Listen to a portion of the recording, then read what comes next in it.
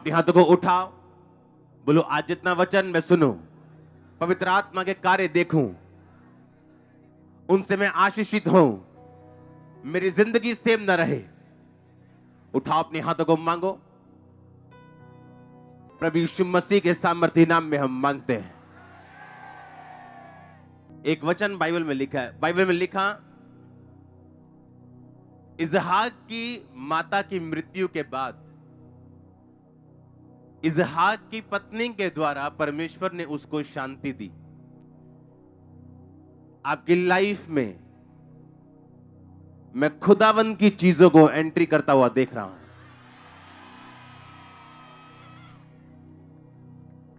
आप देखोगे, आप पीस लोगे, खुदावंद से शांति लोगे। सुनो ध्यान से, आज हमें सोशल मीडिया का फायदा हुआ है कि लोग सोशल मीडिया पे वचन सुन रहे हैं। पहले सिर्फ टीवी से लोगों के पास पहुंचा जाता था, अब सोशल मीडिया से तरह तरह से हम उनके पास पहुंचते हैं। लेकिन सोशल मीडिया से एक नुकसान हुआ है, वो स्पिरिचुअलिटी का नुकसान। फायदा भी हुआ और नुकसान भी हुआ। आपको आज प्रेयर में जाना है कि परमेश्वर, होली स्पिरिट मेरी लाइफ में ओवरटेक करे और हर वो चीज जो शैतानी और शारीरिक है, बाय फायर उसे खत्म कर, जबरदस्ती उसे खत्म कर, कोई कारण बना उसे फिनिश कर। एक चीज मैं आपको बताता हूं, जब शारीरिकता का आत्मा आपकी लाइफ में काम करता है तो उसका नुकसान क्या होता है, मैं आपको बताता हूं। एसाव, इसहाक, याकूब, अब्राहम, आपने ये स्टोरी सुनी होगी, हां या ना? अपने हाथों को उठाओ। सबसे पहले बोलो, होली स्पिरिट अपनी मर्जी मुझ पे जाहिर कर, मुझे आत्माओं की परख दे ताकि मैं शैतान के धोखे में ना आ सकूं। मुझे शारीरिकता से बाहर निकाल ताकि मेरा फ्यूचर आपके हाथों में सेफ रह सके। प्रभु यीशु मसीह के सामर्थ्य नाम में हम मांगते हैं। मैंने आपको क्यों बोला आपके आप शारीरिकता की आत्मा के आप खिलाफ प्रार्थना कर सके? एक इंसिडेंट मैं आपको अपनी लाइफ का बताता हूं, आंखें खोल के सुनो। एक लड़की थी जो मेरे लिए प्रार्थना करती थी कि मेरी इसके साथ शादी हो जाए, और 40 रोजे उसने मेरे ख्याल में 10 बार रखे होंगे मेरे लिए कि मेरी इस से शादी हो जाए। वो लड़की प्रार्थना करती थी और रोजे रखती थी। कोई पाप नहीं जिंदगी में, एक ही प्रार्थना थी, और जितनी वो प्रार्थना करती थी उतनी नफरत इंसान से नहीं, उस लड़की के लिए, शादी के लिए मेरे मन में पैदा होती थी। और जब ये आत्मा आपकी लाइफ पे अटैक करता है, आप भूल जाते हो आपने प्रार्थनाएं किन विषयों पे करनी। आप मेरी बात समझ रहे हो कि नहीं? पूरी बाइबल पढ़ लो, पूरी बाइबल, एक एक बंदे को पढ़ लो जिसको परमेश्वर ने इस्तेमाल किया या इस्तेमाल नहीं किया। उनकी लाइफ का एक मेजर रीजन था ये शारीरिकता का आत्मा, शरीर के अनुसार चलना। आप जानते हैं परमेश्वर ने इसहाक को इस्तेमाल किया कि नहीं किया? बाइबल बताती इसहाक जब 40 साल का हो गया था, उसे तब भी यह मालूम नहीं था कि किस लड़की से उसकी शादी होनी। और अब्राहम ने यह चीज देखी कि इसको अब मैरिज की जरूरत है, और उसने अपने नौकर को बोला कि यहां हाथ रखे कसम खा के जा कि इन कनानियों में से नहीं, मेरी खुदा के मानने वाले लोगों में से तू एक लड़की को मेरे बच्चे के लिए लेके आएगा, हाँ या ना? और बाइबल कहती जब वो लेने गया तो रिबिका को जब लेके आया तो इसहाक को बोला गया कि ये लड़की का नाम रिबिका है और ये परमेश्वर ने तेरे लिए भेजी है। और उसने एक्सेप्ट किया और उससे शादी की और परमेश्वर की आज्ञाओं में बना रहा। और परमेश्वर अभी भी उसको बोलता है अब्राहम, इसहाक, याकूब का परमेश्वर। याकूब क्यों, एसाव क्यों नहीं? एसाव भी तो इसहाक का ही बेटा था ना, तो परमेश्वर ऐसा क्यों नहीं कहता अब्राहम, इसहाक, एसाव और याकूब का परमेश्वर? बाइबल बताती एसाव शारीरिकता के नीचे चला और जो लड़कियां परमेश्वर को बुरी लगती थी, कनानी लड़कियां, उनसे एसाव ने शादी की क्योंकि वो देखने में सुंदर थी। बाइबल का हर मेजर इजरायली राजा इसलिए परमेश्वर के खिलाफ चला क्योंकि उसकी जो पत्नी थी वो मूर्ति पूजक थी और खुदा को मानने वाली नहीं थी। हजारों राजे इसलिए गिर गए क्योंकि मैरिज चुनने में उन्होंने शारीरिकता का इस्तेमाल किया, आत्माओं की परख का इस्तेमाल नहीं किया। आप मेरी बात समझ रहे कि नहीं? आज हम शादी कैसे करते हैं? तेरी कास्ट क्या है, मेरी कास्ट ये है, कमाता कितना है, खाता कितना है, जाता किधर है। देखो, मैं नहीं कह रहा कि एक अमीर बंदा गरीब से शादी कर ले, नो, गरीब बंदा पैसों से नहीं गरीब। आज एक गरीब अगर विजन के साथ खड़ा है, कल को अमीर हो जाएगा वो। सुनो, गरीब कौन है? गरीब वो है जो विजन का गरीब है, दिमाग का गरीब है। आज एक गरीब वो है जो कह रहा है कि मैंने अपनी लाइफ को सेट करना है, मैंने दुबई जाऊंगा, मैं जाना कनाडा चाहता हूं, लेकिन दुबई जाने के भी पैसे नहीं है, इसको पैसा इकट्ठा करने के लिए मैं रिक्शा चलाऊंगा, रिक्शा भी नहीं है, 20 रुपए किराए पे ले लूंगा, ऑटो नहीं है, 200 रुपए किराए पे ले लूंगा, पैसा जोड़ूंगा, दुबई जाऊंगा, उसके बाद कनाडा जाऊंगा। ये बंदा गरीब नहीं, इससे हम शादी कर सकते हैं। गरीब कौन है? जो उसी लेवल पे रह रहा है और बोल रहा है कि नहीं, मैं आगे नहीं जाना चाहता, वो गरीब है। उससे आप डिसीजन ले सकते हो कि मैंने जाना है आगे कि नहीं जाना। मेरी बात समझ रहे कि नहीं? और जब डिसीजन लेने में गलती होती, और मैंने बहुत से लोगों को सेवकाई से उड़ते हुए देखा है सिर्फ इस डिसीजन के कारण। जब आत्मिक परख आपको हो जाती है, क्योंकि 2 हफ्तों से मैं आत्मिक परख की बात कर रहा हूं, हाँ या ना? उससे पिछले संडे हम गैर भाषा की बात कर रहे थे। अगर गैर भाषा आपके पास है, आप सब कुछ वापस लेके आ सकते हो। जो शैतान ने आपसे छीना, आप उसे वापस लेके आ सकते हो। हाँ, गैर भाषा की हमने बात की, हमने की या नहीं की? कि गैर भाषा जब प्रकट होगी, न्याय प्रकट होगा, हमने बात की। और गैर भाषा आपके लिए क्या है? एक हथियार है। बैठ जाओ। क्या है? एक, बोलो अपने पड़ोसियों, गैर भाषा क्या है? गैर भाषा एक हथियार है। तो आत्माओं की परख भी क्या है? एक। और अगर ये हथियार आपकी लाइफ में नहीं होंगे तो आप बेचारे क्रिश्चियंस होंगे जिनको कुछ भी समझ नहीं है। जिस दिन हमारी एंगेजमेंट थी,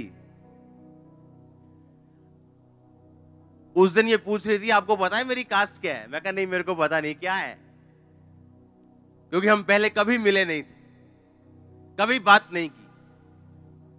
5 जनवरी को मेरे को मालूम नहीं था कि मेरी मैरिज होनी कब होनी। इतना मालूम था कि परमेश्वर ने कहा था अपने दास से कि अब तुझे आगे बढ़ना चाहिए। मुझे ऐसा लगता था मैरिज रुकावट ना हो मिनिस्ट्री में, लेकिन परमेश्वर ने कहा नहीं, मैरिज के बाद मैं तेरी मिनिस्ट्री इंक्रीज करूंगा, बढ़ाऊंगा। तो मैं तैयार था। हाँ, तो जब हम बात कर रहे थे एंगेजमेंट के बाद, एंगेजमेंट होने के बाद, ये बोल रहे थे आपको पता है मेरी कास्ट क्या है? मैं कहा नहीं, मेरे को नहीं पता। जब परमेश्वर आपको मिलाए, आपको किसी चीज को पूछने की जरूरत नहीं, पर इतना हियाव उस बंदे के अंदर हो सकता है जो शारीरिकता के अनुसार ना चलता हो। आप जानते, थाउजेंड्स अच्छे रिश्ते आज चर्च मिस कर चुकी है, ये कास्ट मिलाने के चक्कर में, पैसा मिलाने के चक्कर में, उम्र मिलाने के चक्कर में। थाउजेंड्स रिबिका आप गवा चुके हो, थाउजेंड्स इसहाक आप गवा चुके हो, उम्र मिलाने के चक्कर में, कास्ट मिलाने के चक्कर में, हैसियत मिलाने के चक्कर में। और इसीलिए मैं कहा, अगर होली स्पिरिट आपकी लाइफ में हो, आप आंखों के अनुसार नहीं चलोगे कि ये सुंदर है, ये स्मार्ट है। नो, आप कास्ट के हिसाब से नहीं चलोगे, आप चीजों के हिसाब से नहीं चलोगे। आप इमेजिन करो, एंगेजमेंट के बाद जब मैरिज होने वाली, हम अपनी कास्ट डिस्कस कर रहे हैं। वो बोल रही मैं आज धर्मी हूं, मैं बोल रहा हूं हम तो इधर के हैं। हाँ, मैरिज होने टाइम क्रिश्चियंस लोग इसलिए नहीं सफर कर रहे क्योंकि वो शैतान उनके पीछे, वो इसलिए सफर कर रहे हैं क्योंकि बिना हथियारों के और बिना आत्मिक जिंदगियों के हालेलुया। इमेजिन करो जिस लड़के ने प्रार्थना की होगी 40 रोजे 10 बार रख के, परमेश्वर ने उसको शर्मिंदा किया। क्योंकि जब आप शरीर के पीछे चलेंगे, शर्मिंदगी आपके पीछे खड़ी होगी। उसने कहा मांगो तो दिया।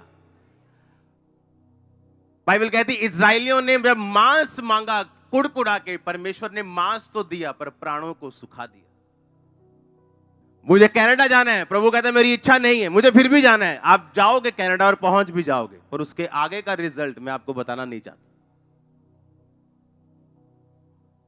जब आप शारीरिकता के पीछे भागेंगे तो कुछ ना कुछ तो बैड न्यूज फॉलो करेगी।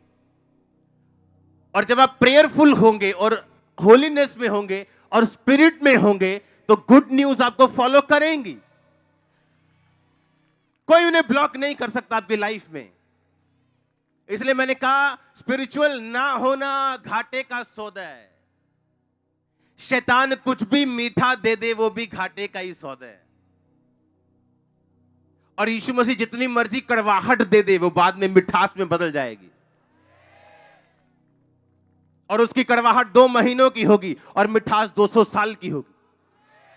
और शैतान की मिठास 2 सेकंड की 5 मिनट की होगी और सारी उम्र मुंह कड़वा रहेगा। आत्माओं की परख जब नहीं होती बंदे को तो वो सफर करता है फिर। हालेलुया। आज कुछ लोग मैरिज नहीं कर रहे, पता है क्यों? उन्हें फौरन का रिश्ता चाहिए। प्रभु से चाहे पूछा हो चाहे ना पूछा हो, कहते नहीं हमें अपनी मर्जी थोपनी, हमें फौरन का रिश्ता चाहिए। आप खुदावन से ये बोलो प्रभु तू मेरा बाप है असली, मुझे बेस्ट देना, जो भी देना बेस्ट आएगा आपके पास। हो सकता आज वो इतना फाइनेंशियली स्ट्रांग ना हो पर कल का वो बिल गेट हो सकता है, अगर वो स्पिरिचुअल है तो, अगर वो विजनरी है तो। हम अच्छी चीजें मिस कर जाते हैं इन चक्रों में। वो क्या कहेगा, फलाना क्या कहेगा, ढमकाना क्या कहेगा। आपकी वाइफ के साथ आपको रहना है, आपके रिश्तेदारों ने नहीं रहना, आपके समाज ने नहीं रहना। हालेलुया। आपने रहना है। और जब शारीरिकता का आत्मा काम करता है आपकी लाइफ में, आपके डिसीजन रॉन्ग होते हैं, गलत डिसीजन। और मैरिज रॉन्ग हुई तो लाइफ फिनिश, मैरिज सही हुई तो लाइफ कंप्लीट। और अगर शारीरिकता में फंसे तो आप 0 पे पहुंच जाओ। आत्माओं की परख अगर नहीं होगी तो इंसान सफर करेगा, मुश्किल में रहेगा, दुखी रहेगा। अब्राहम की वाइफ की कोख बाइबल कहती बंद थी। और कितने साल में खुली वो? 90 साल में। इसहाक की मैरिज हुई रिबिका के साथ, 40 साल का था। जब इसहाक के पहले 2 बच्चे एसाव और याकूब हुए तो इसहाक 60 साल का था। बाइबल कहती इसहाक धर्मी होने के कारण भी मैदान में ध्यान करने जाता था, रोज परमेश्वर के साथ जुड़ा हुआ था, उस कारण भी उसकी लाइफ में 20 साल बांझपन रहा। पर प्रॉब्लम ये है कि ये नहीं है कि मुश्किल धर्मी को प्रॉब्लम नहीं होगी और पापी हमेशा मुश्किल में रहेगा, ऐसा नहीं। लिखा धर्मी पर भी मुसीबतें आएंगी और पापी पर भी आएंगी, पर धर्मी उन मुसीबतों से निकल जाएगा और पापी पड़ा रहेगा। अब इसहाक को इस बात की पहचान थी कि ये बांझपन का आत्मा मेरे पिता से चलता आ रहा है, हमारे जनरेशनल से चलता आ रहा है। मेरी मां को भी मुझे पैदा करने में 90 साल लग गए थे, और अब वो चीज मेरी वाइफ को फॉलो कर रही, अब वो चीज मुझे फॉलो कर रही। पर मैं वो गलती नहीं करूंगा जो मेरे बाप ने की थी। उसने इस्माइल पैदा कर दिया, मैं वेट करूंगा, इंतजार करूंगा। जब आत्माओं की परख आपकी लाइफ में आती, आपके डिसीजंस रॉन्ग नहीं होते। और बाइबल कहती जब 20 साल बाद उसके बेबी हुआ, 2 हुए, एसाव और याकूब। क्योंकि आत्माओं की परख जब आपको होती, आपको मालूम होता है अगर मेरी लाइफ में ये चैलेंज चल रहा है, इसके पीछे कौन सी स्पिरिट है। हालेलुया। कौन सा आत्मा है इस चैलेंज के पीछे, इस गरीबी के पीछे, इस बीमारी के पीछे, इस डिले के पीछे कौन सी स्पिरिट काम कर रही? क्या परमेश्वर ने मुझे रोका हुआ या शैतान का काम है? और जब आपको एक बार बीमारी समझ आ जाती है, आप उसका 50% ट्रीटमेंट उसी दिन हो जाता। हालेलुया। आपको ये ध्यान रखना है। आमीन। आप जानते इजरायली राजा, अगर आप उनके बारे में पढ़ें बड़े ध्यान से, तो इजाबेल जो थी, इजरायली जो राजा होता था, उसका गिरना 90% उसकी वाइफ पे डिपेंड होता था। और जब वो सुंदरता के पीछे भाग के मिस्रियों से या उन रानियों से शादी करते जो परमेश्वर में नहीं होती थी, एक ना एक दिन उनका राज्य गिरता था। सुलेमान तब तक बचा रहा जब तक उसके पास मसीही और परमेश्वर के डरने वाली रानियां थी। और जब वो अन्य जातीय रानियों में गया, वो खुद भी फंसा और मारा गया। आपकी लाइफ आपके हाथ में है, डिसीजन आपका है। कैसे आगे जाना ये आप सोचेंगे, आप डिसाइड करेंगे। परमेश्वर सिर्फ आपको बताएगा, थोपेगा नहीं। हालेलुया। पर बाद में अगर आप रोएंगे और प्रेयर करेंगे, उसका कोई असर नहीं होने वाला है। आप जितने मर्जी अनॉइंटेड, गिफ्टेड, ब्लेस्ड क्यों नहीं है, ये गलतियां आपका पीछा करेंगी। कुछ चीजें ऐसी हैं जो आप जल्दबाजी में नहीं कर सकते, और इसीलिए मैंने कहा आत्माओं की परख आपकी लाइफ में होना जरूरी है। कैथरीन कुलमैन, जिसके द्वारा बेनी हिन बचाए नहीं गए, अनॉइंटेड हुए और इफेक्ट हुआ उनकी लाइफ पे ऐसा कि हीलिंग मिनिस्ट्री कैथरीन कुलमैन से शुरू हुई, बेनी हिन की। और बेनी हिन के करीबी लोग जिन्होंने उसकी बायोग्राफी लिखी है, एक ही बंदा उनके करीबी था। उसमें लिखा कि कैथरीन कुलमैन अपनी लाइफ के सिर्फ आखिरी के दिनों में इस्तेमाल हुई, जब वो बुढ़ापे में एंट्री कर ली। उस बुढ़ापे में जाके खुदावंद ने लंगड़े चलाए, व्हीलचेयर से लोगों को उठाया, अंधों को आंखें दी, मिरेकल्स किए, साल्वेशन लोगों को दी, क्योंकि परमेश्वर ने जवानी में उसको चुना था। और जवानी में एक ऐसा लड़का उसको मिला जो प्रचारक था, और उसने कहा कि हाँ हम शादी कर ले, तो भी प्रचारक है, मैं भी प्रचारक हूं। और परमेश्वर की आत्मा ने उसको मना कर दिया शादी करने के लिए कैथरीन को। पर वो बार बार परमेश्वर को मनाती गई कि नहीं प्रभु, देखता हूं प्रचारक का।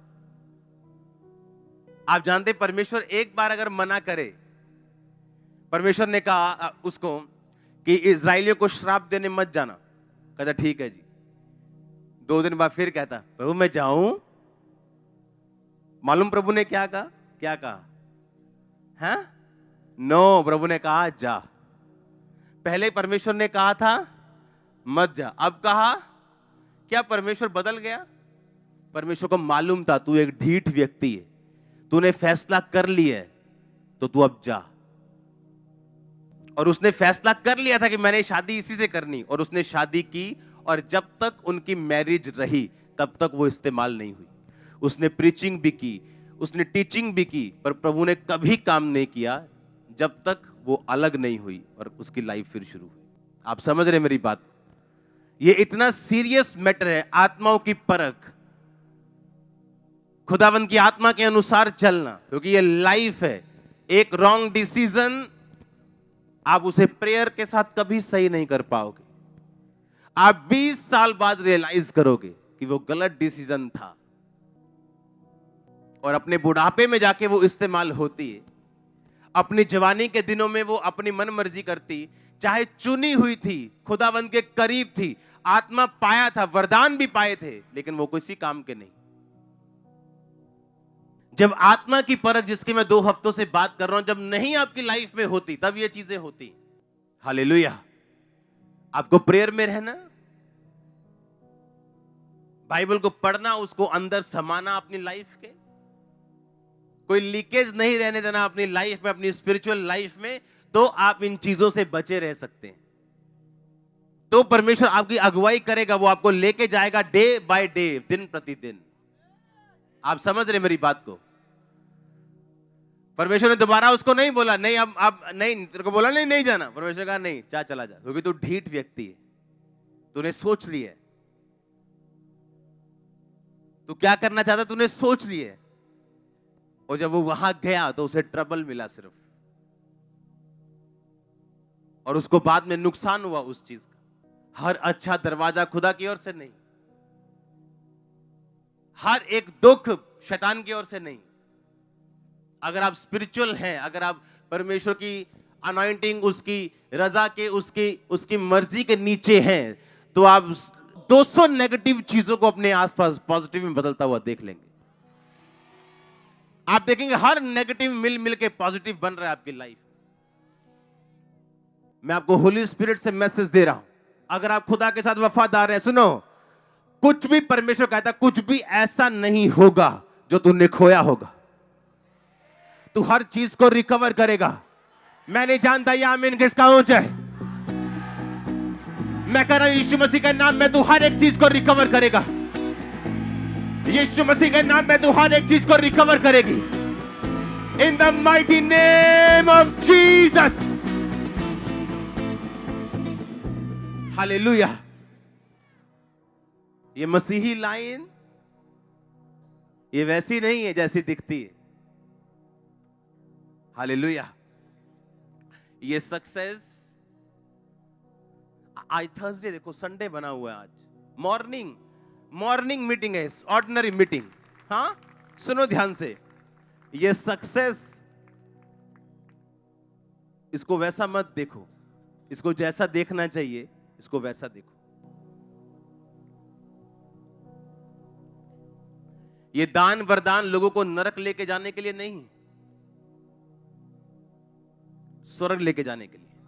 हाँ, नरक लेके जाने के लिए प्रभु ने नहीं दिए कि एक वरदान पाया और वरदान यूज किया, उसके बाद जिंदगी जैसी मर्जी रखी पीछे, कोई मतलब नहीं। तो वो वरदान नरक लेके जाने के लिए। फिर स्पिरिचुअल लाइफ को थोड़ा स्पिरिचुअल लाइफ की तरह लेना है। आमीन। और आपको क्या लगता है, चाहे आप एक आम से व्यक्ति क्यों नहीं, शैतान का पूरा जोर लगा है आपके पीछे, पूरा जोर लगा है उसका। कैसे आपको कट आउट करना है स्पिरिट से, आत्मा से कैसे काटना है आपको, उसका पूरा जोर लगा है। उसको मालूम है जैसे वो कटा, सिस्टम फिनिश। इमेजिन करो आपके अंदर एक सीक्रेट सिन है, आप ब्लू फिल्म देख रहे हैं, आप कोई पाप कर रहे हैं, आपको क्या होली स्पिरिट गाइड करेगा? हाँ, क्या आपको लगता है आपकी अगुवाई होगी, आपको आत्माओं की परख होगी? कभी भी नहीं होगी। मैं आपको सच कह रहा हूं, होगी नहीं। आपको उस एंटीने के सिग्नल को पकड़ने के लिए आपको शार्प करना पड़ेगा अपनी लाइफ को। आपको फास्टिंग में रहना पड़ेगा, आपको प्रेयर में रहना पड़ेगा। आप हर जगह नहीं जा सकते, हर पार्टी अटेंड नहीं कर पाएंगे आप। हालेलुया। आज से कुछ साल पहले मेरे एक रिश्तेदार में शादी थी। उस टाइम मैं प्रभु में था, पवित्र आत्मा पाया हुआ था, लेकिन उस मैरिज में मैं एक फिल्मी सॉन्ग पे डांस किया, और जब मैं वापस आया घर, मुझे लानते पड़ रही थी परमेश्वर से कि मैं क्या करके आया हूं। मैं होली स्पिरिट से फिल्ड आदमी हूं, ये मैं क्या करके आया हूं। चाहे मैं उस समय नया मसीही था, बिल्कुल नया, लेकिन ये एंटीना बड़ा शार्प था तभी। और ना तो वो रिश्तेदार काम आए बाद में, जितना हम सोचते हैं ओ नाराज ना हो जाए, चलो चलो चले, कोई बात नहीं, फिर क्या हो गया, प्रभु दा सोच के डांस कर लो। बाद में वो काम भी नहीं आए और प्रभु भी गया। और जब मैंने खुलेआम डिसीजन लिया कि कोई शादी पे डांस डूंस नहीं, वहां पे सॉन्ग चलेंगे, यीशु मसीह कहते हो आऊंगा मैं। सुनो, तब से रिश्तेदार भी आते हैं, 5 मिनट भी मांगते हैं, 2 मिनट मिल भी जाते हैं, और मैं भी खुश हूं और मेरा खुदा भी खुश है। आमीन। और ये आसान नहीं था, क्योंकि आपको मालूम है मेरी लाइफ डिपेंड करती है आत्माओं की परख पे, मेरी लाइफ डिपेंड करती है स्पिरिचुअल लाइफ पे। अगर ये गवा दूंगा मैं तो खत्म हो जाएगी चीज सारी। इमेजिन करो आप यहां हजारों लोग आज बैठे और मेरा वचन आत्मा से ना हो तो क्या फायदा आपको। और मैं सिर्फ गूगल से बाइबल पढ़ के आपको 10 बातें सुना के चला जाऊं तो उसका कोई फायदा नहीं, मेरे को मालूम है। आत्माओं की परख में रहना, स्पिरिचुअल लाइफ में रहना, एंटीना स्पिरिचुअल शार्प करना ताकि पिक्चर क्लियर हो, यह आपके लिए जरूरी है। और जब ये होती, आपकी मैरिजेस, आपका बिजनेस, आपका फाइनेंस, आपकी मिनिस्ट्री वो रिजल्ट देने लगते। आप समझ रहे क्या? जब है ही नहीं लाइफ में आत्मिक परख ही नहीं, आप रॉन्ग बंदा चुनोगे, रॉन्ग बिजनेस चुनोगे, रॉन्ग पार्टनर चुनोगे, रॉन्ग मिनिस्ट्री, रॉन्ग जगह चुनोगे, सब कुछ रॉन्ग होगा। बाद में कहोगे मेरा रिजल्ट क्यों नहीं आया? क्योंकि रिजल्ट आने से पहले आपको कनेक्शन की जरूरत होती है, आत्मिक, स्पिरिचुअल। अगर वो टूटा हुआ है, आप अमेरिका भी जाएंगे तो भीख मांगेंगे। अगर वो बना हुआ है तो आप नाइजीरिया भी चले जाएंगे तो सबसे बड़ी चर्च बना लेंगे। आप इमेजिन करो, इस दुनिया का सबसे बड़ा पेंटिकोस्टल स्ट्रक्चर नाइजीरिया में। आप वहां गए नहीं हो, मैं गया हूं। वहां रोड पे चले जाओ, ऐसा लगता है गांधी जी का जमाना आ गया। 70 साल पहले सब कुछ काला, जंग लगा हुआ, काला धुआं, कोई गाड़ी, कोई ट्रक नहीं जिसका काला धुआं ना हो, सबके इंजन उड़े हुए। और दुनिया का सबसे बड़ा चर्च है वहां। सबसे बड़े क्रिश्चियन आशीषित लोग वहां रहते हैं। पता है क्यों? परमेश्वर कहता है तेरी इकोनॉमी से तुझे डरने की जरूरत नहीं। तेरा देश अमेरिका हो, इंडिया हो, नाइजीरिया हो, कोई मायने नहीं करता। मैं तेरे साथ हूं कि नहीं, तेरी आंखें खुली हैं कि नहीं, आत्मिक बातों की तुझे परख है कि नहीं, कौन सा आत्मा तेरे साथ बात कर रहा है तुझे मालूम है कि नहीं। परमेश्वर 2 मिनट पहले जिस अपने प्रेरित को, जो सबका प्रधान था पतरस, जिसको ये कह रहे थे कि मैं तेरे पे बड़ी कलीसिया बनाऊंगा, अधोलोक के फाटक प्रबल नहीं होंगे, तू ऐसे जाएगा और शैतान के फाटक को तोड़ के लोगों को बचा लेगा। और 2 मिनट बाद परमेश्वर कह रहे थे ओए शैतान मुझसे दूर हो। क्यों? पतरस ने कहा था परमेश्वर तू कभी क्रूस पे ना चढ़े। आत्माओं की परख कि ये इसके अंदर से खुदावंद ने बात नहीं की, इसके अंदर से शैतान ने बात की कि मैं अपना क्रूस ना उठाऊं। आपका पक्का दोस्त, बेस्ट फ्रेंड आपको संडे आने के लिए मना कर रहा है। आपको क्या लगता है? आपका फ्रेंड बोल रहा है, उसके अंदर से कौन बोल रहा है? और जब आत्माओं की परख होती, आप समझ जाते हो कौन सा आत्मा इस बंदे के पीछे काम कर रहा है। आप उसका इलाज कर लेते हो, अपनी आत्मा में समझ जाते हो, रॉन्ग डिसीजन नहीं लेते हो, और उसके आगे आपकी नेक्स्ट लाइफ निर्भर करती। परमेश्वर आपको फिर स्टेप बाय स्टेप नए लोग, नई चीजों को देता है जब वो आप में इतनी स्पिरिचुअलिटी को देखता है। आप समझ रहे मेरी बात को? और जब कनेक्शन ही कटा हुआ है तो आप फिर कुछ पता नहीं क्या करना है जिंदगी में। ये उन लोगों का हाल है जो स्पिरिचुअलिटी में नहीं। अगर आप हैं फिर भी कंफ्यूज हैं, उसी स्पिरिचुअलिटी में बने रहिए, क्योंकि कंफ्यूजन जाने वाली। मैं आपको सच कह रहा हूं, कंफ्यूजन नहीं आएंगी, आएंगी। मुश्किलें नहीं आएंगी, आएंगी। डर नहीं आएगा कि दुख नहीं आएगा, सब कुछ आएगा, पर आप वो बना नहीं रहेगा आपकी लाइफ। अर्थ ये धरती यीशु मसीह को रख नहीं सकी क्योंकि वो धर्मी था, और उसको रिजेक्ट करना पड़ा क्योंकि धर्मी की लाश को वो ले नहीं पाई। आप समझ रहे मेरी बात को? दुख आपको रिजेक्ट कर देंगे, पेन आपको रिजेक्ट कर देगी, वो तकलीफ आपको छोड़ देगी, क्योंकि आपकी लाइफ में टिक नहीं पाएगा। वो 3 दिन के लिए आ सकती, लेकिन संडे सुबह आपकी होगी। वो शुक्रवार शनिवार के लिए हो सकता है, लेकिन संडे आपका होगा। महंगा सौदा है भाई। बोलो अपने पड़ोसी को, बोलो महंगा सौदा है शैतान के साथ डील करना। वो सुंदर क्यों ना हो, आशीषित क्यों ना लगे, पर ये महंगा निकलेगा। आत्माओं की परख में रहना जरूरी है। आमीन। आप समझ रहे हैं मेरी बात को? क्यों जरूरी? क्योंकि उस पे डिपेंड करता है आप किधर जाएंगे, कहां तक पहुंचेंगे। और आत्माओं की परख वही बंदा ले सकता है जो कनेक्टेड हो परमेश्वर की आत्मा के साथ। पार्ट टाइम क्रिश्चियन नहीं कि चर्च में बैठे तो परमेश्वर के। मैंने ऐसे लोग देखे हैं, स्टेज पे चढ़ने के लिए आपको बोलेंगे हम स्टेज पे चढ़ के गाना गाना चाहते हैं, इतने वो अपने आप को धर्मी कहते हैं। और जब उनके घरों में शादियां होती तो कोई दुनिया का गाना नहीं जो बजता नहीं वहां, कोई दुनिया की शराब की कोई ब्रांड नहीं है जो खुलता नहीं वहां। आज उसका असर नहीं होता, लेकिन कल होता है। उस समय परमेश्वर आकाश से कोई आग नहीं बरसाता, लेकिन शैतान डंडे मारता है। बात मैं जो आपको कह रहा हूं ये देखने में बोरिंग लग सकता है, पर आपकी लाइफ बड़ी आशीषित और ठहरी रहेगी। आप मेरी बात को फॉलो करो, मैं आपको सच कह रहा हूं, ऐसा कुछ नहीं जो मैंने आपको बिना देखे या टेस्ट किए कहा हो।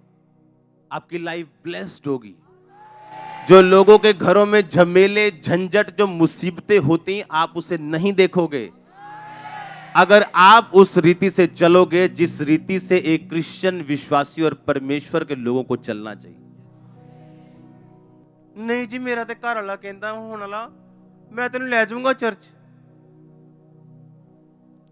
अच्छा, उसकी बात पे आपको यकीन है कल को वो चेंज हो जाएगा, क्या करोगे? कुछ नहीं कर सकते। और परमेश्वर की बात पे आपको यकीन नहीं, जो कभी नहीं बदलता, जो कभी चेंज नहीं होता। मसीह में बाद में आए आप, आपकी शादी को 10 साल हो, वो अलग बात है। अब आपका हस्बैंड नहीं मानता, अपने कैरेक्टर से आप खींच सकते हो। एक लड़ाई है जो आपको बाय बर्थ मिली है कि आप गरीब घर में पैदा हुए हो। अब आपकी ये फाइट है, आपने कैसे अपनी गरीबी को तोड़ना है। हाँ, एक गरीबी आप खुद मोल लेते हो, तो मोल क्यों लेनी? जो आपको जन्म से मिली है फाइट लड़ने के लिए कोई चीज, वो तो है ही है, उसको तो फाइट करना ही है, लेकिन खरीदनी क्यों? एक है बीमारी हो गई, एक है मोल ले ली, तो मोल क्यों लेनी? जो तो है थी उसको तो है ही, उसको तो तोड़ेंगे परमेश्वर। लेकिन जो मोल ले लोगे, परमेश्वर बोलेगा मैं कैसे तोड़ूं, तूने खरीदा है इसको, शॉपिंग तो तूने की है। मेरी ये प्रेयर है, आप बच के रहेंगे। और याद रखो, कुछ भी लेट नहीं खुदावंत के घर में। God's time, God's plans are the best time and best plans. मैंने जितने दुनिया में आत्मिक लोग देखे, कभी जल्दी में नहीं देखे। वो उनकी मिनिस्ट्री का डिसीजन हो, वो उनकी लाइफ का हो, उनकी मैरिज का हो, उनके किसी भी चीज का हो। और याद रखो, एक गिरा हुआ व्यक्ति गिरी हुई सलाह देगा और एक जीता हुआ व्यक्ति जीती हुई सलाह देगा। एक गिरा व्यक्ति, उसकी सलाह हमेशा गिरी होगी क्योंकि ये उसका एक्सपीरियंस है, और एक जीता हुआ व्यक्ति एक जीती हुई सलाह देगा क्योंकि ये उसका एक्सपीरियंस है। अब आपने डिसाइड करना है दाऊद की तरह कि अपने परमेश्वर की तरह चलना है, या सुलेमान की तरह कि अपने पिता दाऊद की गवाही पे चलना है, या दाऊद के भाई अपने ताया अपने चाचाओं की गवाही पे चलना है। मेरा ये बिलीव है कि आज थर्सडे आपके लिए सुपर थर्सडे है। अपने हाथों को उठा, बोलो थैंक यू जीसस। आज से आत्मा के द्वारा मेरी अगुवाई कर, अंधकार की शक्तियों को, शरीर की आत्मा को, वो आत्मा जो शारीरिकता में लेके जाए, मेरी जिंदगी से दूर कर। मांगो यीशु मसीह के नाम में, ऊंची आवाज में थैंक यू जीसस बोलते हुए। मुझे आत्मिक बना, आत्माओं की परख मुझे दे, मेरे हथियार मुझे दे, मैं इन्हें हासिल करूं, इनके तरह लड़ूं और जीतूं और गवाही के साथ वापस आऊं। प्रभु यीशु मसीह के सामर्थी नाम में हम मांगते हैं।